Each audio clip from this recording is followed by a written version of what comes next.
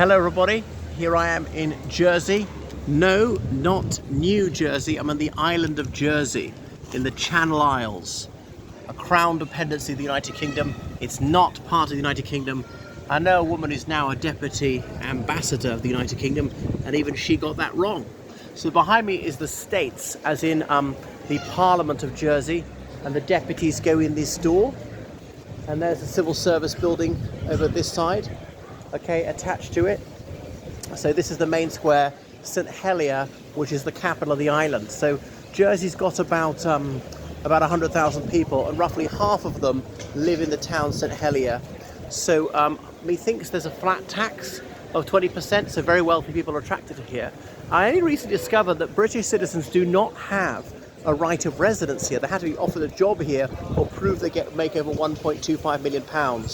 Okay, look at the coat of arms, Dieu est mon droit, God on my right. Now there's the Jerryese language, which is a dialect of French, but very few people speak it, and very few people speak French as their first language. Apparently, you go back a century, French was the principal language. And in the early 20th century, there were some Jerryese people who couldn't speak English at all, but that's gone, and some of them can't speak French at all these days. So we're about 10 miles off the coast of Normandy, but the ferry is to Saint-Malo. So Normandy is just north of here. That peninsula of Normandy that sticks out is a bit south of here. So there you're seeing more of the square, more of the dimensions of the square. So take you around the main square. So the flag is a saltire, sort of red X in a white field, is almost the same as St Patrick's Cross, you know, the flag of the Kingdom of Ireland. I remember being very excited on the old London County Council seeing that flag and thinking it was for us, but it's for Jersey, and then they've got this some more symbol above it. Oh, here's an example of it furled.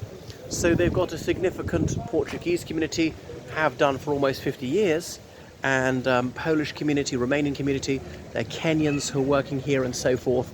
And obviously some of these people are British citizens these days, so their flag will say blah, blah, blah, United Kingdom below Bailiwick of Jersey. So Bailiwick, as in this is political entity. Channel Isles, or Channel Islands, is a geographical expression, it's not a political one. Look at Pickwick House, former police station. All right, and then show you, this is a private members club up here. And way up top there's a coat of arms of the Three Lions Passant. And I heard, certainly in the old days, the British national anthem, they would sing God Save Our Duke, the Queen, because Lady Elizabeth II, she ruled Jersey in her capacity as Duchess of Normandy, a title I don't think they actually use, but not God Save our Duchess, the Queen, they're still saying Duke, the Queen, and so on. So there we go. Okay, so that's more of the States building. And they're deputies, and there's some people or another title, I can't remember what it is. They represent the parishes, and they obviously have a number of representatives in accordance with the population of the parish. Okay, and this is the court building, this end of the building, and when you purchase a property, it's actually mentioned in court, and customarily they go across to a pub called the Cock and Bottle, where they have a drink to celebrate the occasion. Right, so anything else about it? So because there's so few people, there are not that many properties, it's quite a pricey place to live. Okay, and then look here, Bailiff of Jersey in the 50s and 60s. Right, and there's a chief minister, I got that right, as the political leader of Jersey. Right, and so this is memorial plaques to various people. The Royal Coat of Arms, they were on the former Royal Court building here in the 18th century. Well, I didn't know that. I haven't been since I was 4, but surprisingly nobody seems to recognise me. So a key strategic position here in the English Channel, and the old days relations between the United Kingdom and France were anything but cordial, prior to the United Kingdom, or prior to Great Britain even, England. And then you look here, so there's some statue, what is it, of George II in a sort of guise of a Roman emperor. He's got two left feet, if you look very carefully. Whoever was cast in the metal accidentally did two left feet, they stuck them on. It's a bit difficult to tell from that angle. And behind it is the Cock and Bottle. So France attacked, and the French landed in 1781 during the time of the American Revolution. There's a war between the United Kingdom and France. Obviously, we in Ireland were on the side of our kith and kin in the United Kingdom. We weren't part of the UK at the time. But the French even got this far, but they were beaten off. And you see this pub here, the Cock and Bottle. What a rude name, producing a lot of schoolboy sniggers. Right, there we go. So it's quite a low-rise area, but I like the historic, characterful, vernacular Jeriet's architecture.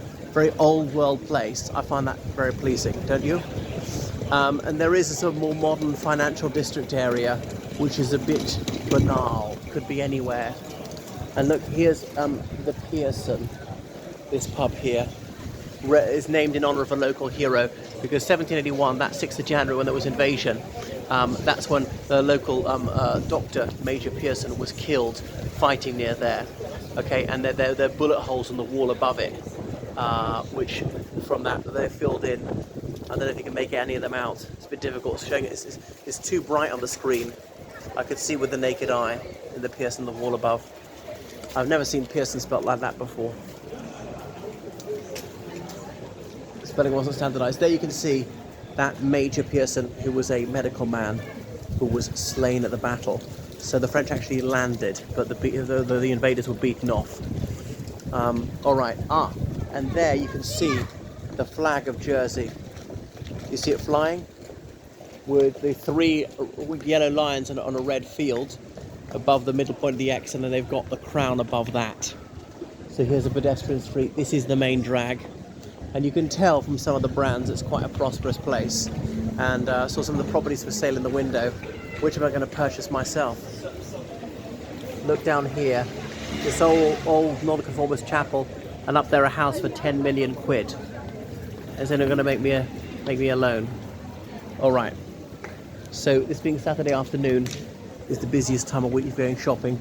There is a football team. They compete in English Division 2. Okay. Your compulsory Turkish barbers and the very garishly gold chairs. There was a pub along here which only takes cash. Must be the last one in the world. You know, I said it was for prosperous people, but then again, there is a shoe zone. You know, I used to buy trainers there for 5 quid, and they'd last 5 weeks.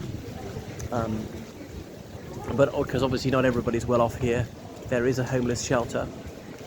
Right, and so you can get the ferry to Saint-Malo in France, even though I think that's not the nearest as the crow flies. Look, HSBC, formerly, what was it called?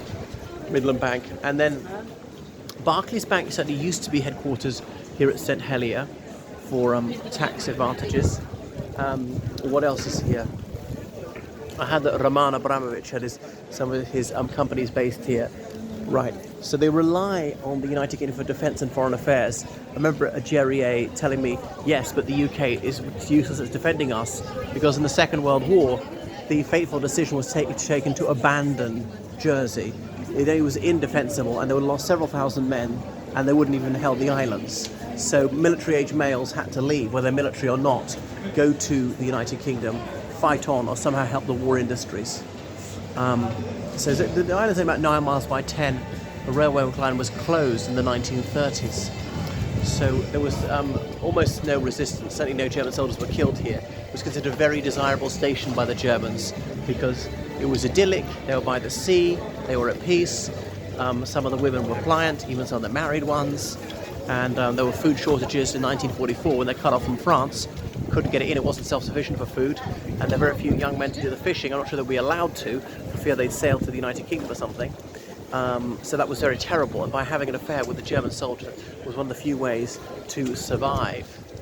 And then came the liberation because Germany surrendered the 9th of May. And the last of these islands in German hands didn't surrender for some time.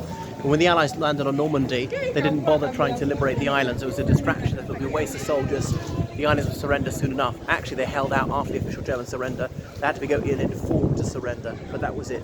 There's a book about it in the model occupation. Right, so that is enough. A little bit about Jersey. Don't know that much about it. Only been here a few hours. I mean, since my last trip. Okay. And here's Coffee Republic. I'm not sure if they have a Cafe Nero. I'm a real sucker for a loyalty card. Anyway, thanks for watching my channel. Make sure you subscribe on Patreon. Donate in PayPal, georgecallahan79 @gmail.com. And I suppose I better learn Jeriet.